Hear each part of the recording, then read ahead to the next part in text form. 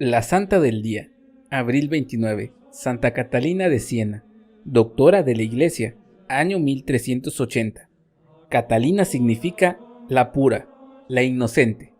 Catalina y Santa Teresa son quizás las dos mujeres más famosas de la Iglesia Católica, después de la Santísima Virgen María. En el año 1347 nace en Siena, Italia, hija menor de un hombre de 25 años.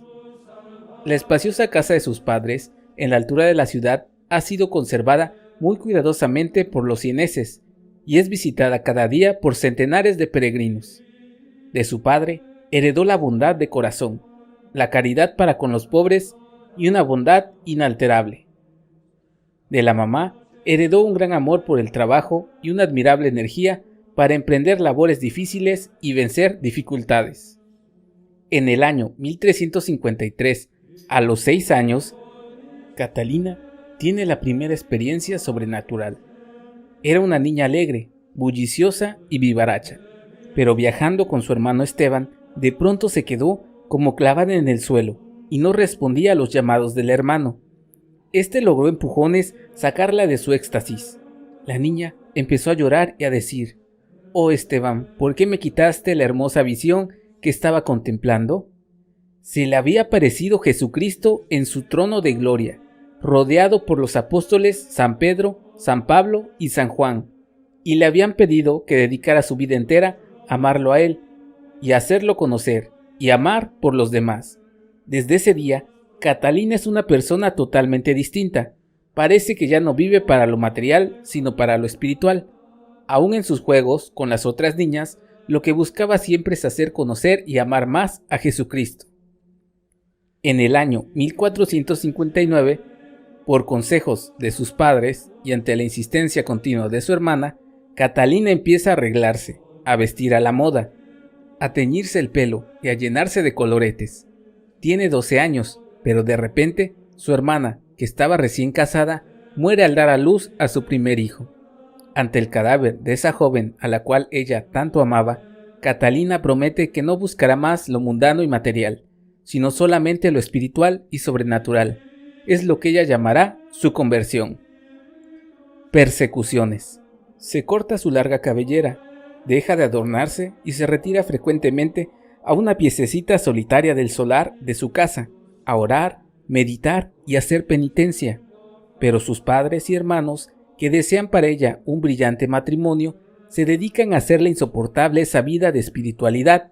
La humillan, le dicen que ese modo de vivir es una locura, le dejan todos los oficios más humillantes en esa inmensa casa y llega a ser una pobre y simple sirvienta y cocinera de sus numerosos familiares, y hasta allá llegan a destruir la piececita donde ella se retiraba a orar. La celda interior. Pero Catalina no cede. Al destruir la celda o piececita donde me retiraba a orar, me di cuenta que tenía que construirme una celda interior, es decir, acostumbrarme a recogerme a orar en lo más profundo de mi alma, aunque tuviera que vivir entre gente charlatana y dedicada a montones de oficios materiales. En 1363, Terciaria Dominica. Las comunidades religiosas tienen asociaciones de seglares que se proponen vivir las enseñanzas del santo fundador de la comunidad, pero viviendo en una familia y dedicándose a labores materiales. Esto es lo que se llama la tercera orden, y así hay terciarios franciscanos, terciarios dominicanos, etc.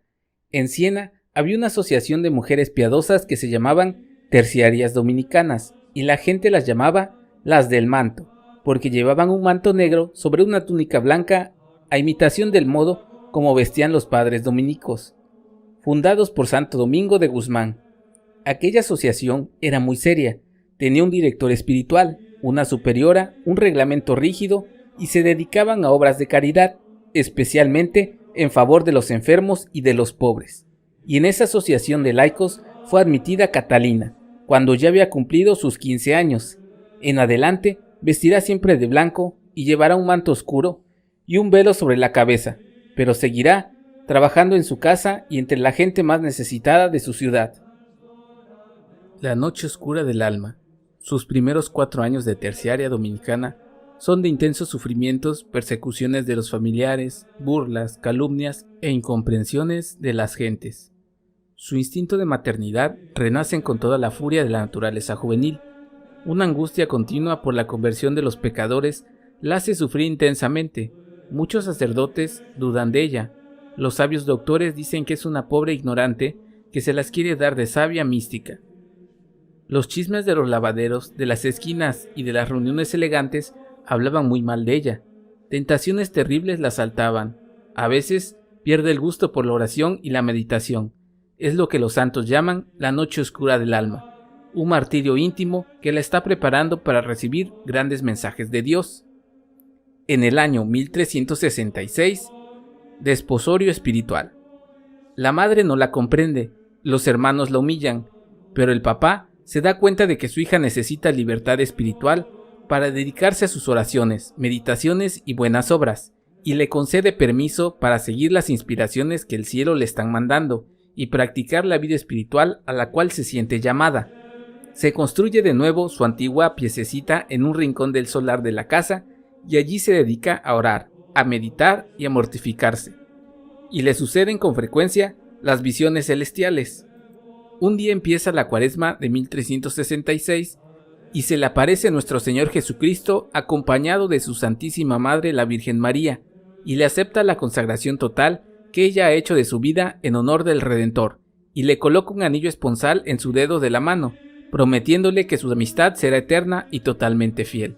Desde ese día hasta su muerte, Catalina sentirá siempre en su dedo un anillo, que nadie lo ve, pero que ella siente perfectamente. Jesucristo le ha pedido que se dedique a atender a los pobres, a tratar de convertir pecadores y a dar buenos consejos a los que lo necesiten. Ella apenas va a cumplir sus 20 años y desde ese día se dedica a buscar enfermos para atender, pobres para ayudar, pecadores para convertir y gente para aconsejar. Jesús le hizo una promesa admirable: cuida de mí, de mis intereses, que yo cuidaré de ti y de los tuyos. Eso se cumplió admirablemente. Las tentaciones de Santa Catalina.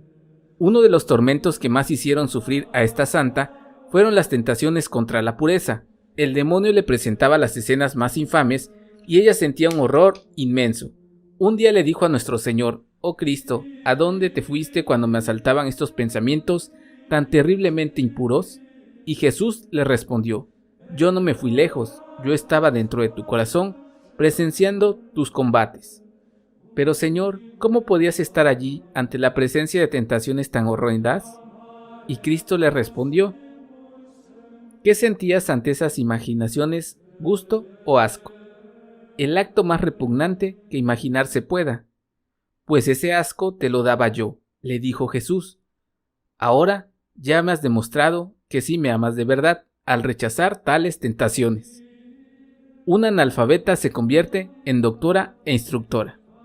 Dios empezó a conceder a Catalina luces y sabiduría del todo especiales, y por la calle, pendiente que lleva a la casa de la humilde santa, empiezan a desfilar señoras ricas, sacerdotes, obispos, senadores, estudiantes, doctores, obreros y muchas personas más que alegres van a consultar.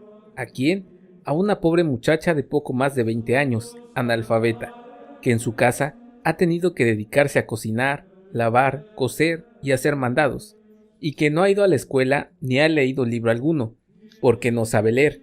Pero es que Dios le ha concedido a Catalina el don de consejo, que consiste en saber dar soluciones oportunas para los problemas de la vida.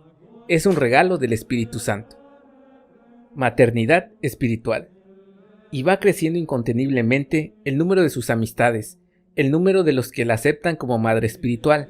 Ahora la gente la llama sencillamente mamá, y ella es todavía una humilde muchacha de barrio popular, pero ha hecho el enorme sacrificio de renunciar a las fortísimas inclinaciones que tenía hacia la maternidad corporal, y Dios en cambio le ha concedido una fortísima maternidad espiritual.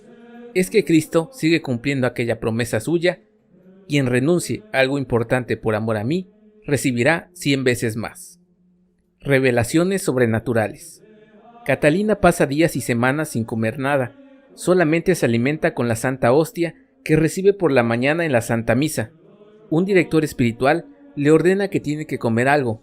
Una vez, por orden suya, come unas habas y todo el día la pasa vomitando, y hasta que no vomita la última haba, no puede volver a tener salud.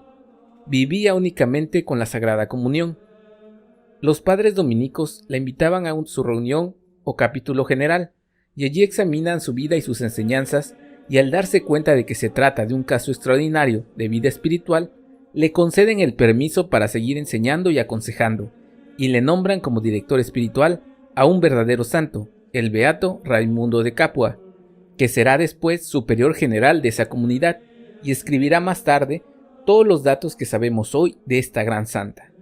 Para ella fue un verdadero regalo de Dios haberse encontrado con este director espiritual tan santo, tan sabio y tan comprensivo. Pero Raimundo de Capua, aunque muchos años mayor que ella y con altos estudios, la considera siempre su verdadera mamá espiritual. Para ellos dos se cumplió lo que dice la Santa Biblia: hallar una buena amistad es mejor que encontrarse un tesoro. Fenómenos espirituales.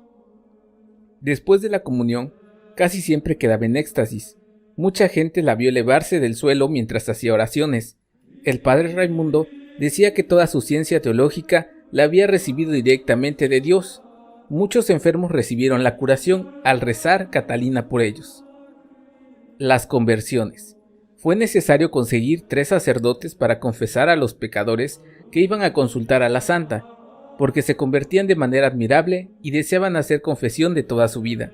A los pueblos donde ella llegaba a hablarle a la gente, había que llevar muchos confesores, porque todo el mundo quería confesarse. Un condenado a muerte. A un joven lo sentenciaron a muerte por haber hablado un poco fuerte contra los jefes políticos de la ciudad. Aquel hombre no aceptaba esa condena que le parecía injusta y no quería confesarse. Enviaron entonces a Catalina a hablarle. Veamos cómo narra ella ese caso. He ido a visitar al condenado a muerte y experimentó tal cambio y tal contrición que se confesó y comulgó fervorosamente. Me hizo prometerle que yo estaría cerca de él cuando lo llevaran a la ejecución.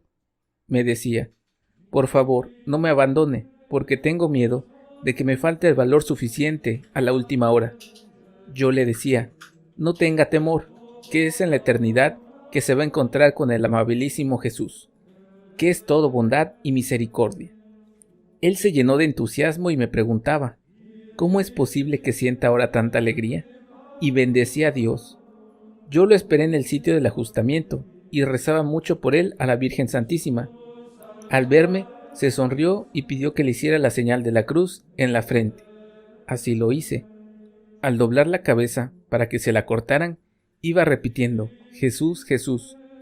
Yo lo oí decir a nuestro Señor: esta alma se salvó no por los méritos de él, sino por la gran misericordia de Dios. En 1371 empieza la acción política de Santa Catalina. El sumo pontífice vivía fuera de Roma, en Aviñón, y esto traía muchos males a la Iglesia católica. Catalina empezó una cruzada movimiento nacional para obtener que el Papa volviera a la ciudad eterna. En 1374, el Papa empezó a escribirle a Catalina, le ruega que rece mucho por él y por la Iglesia católica. La santa le escribe rogándole que vuelva a Roma. En 1375 se le graban las heridas de Cristo. Estando rezando ante el crucifijo, va a salir unos rayos de luz de las 5 heridas de Jesús, y se le forman a ella las heridas en las manos, los pies y el costado.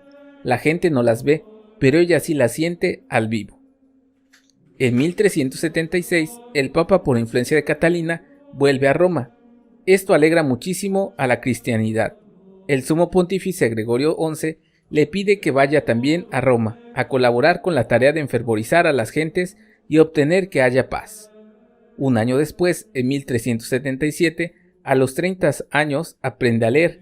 Hasta ese momento, toda su ciencia la había aprendido oyendo a Dios y escuchando sermones y clases de catecismo.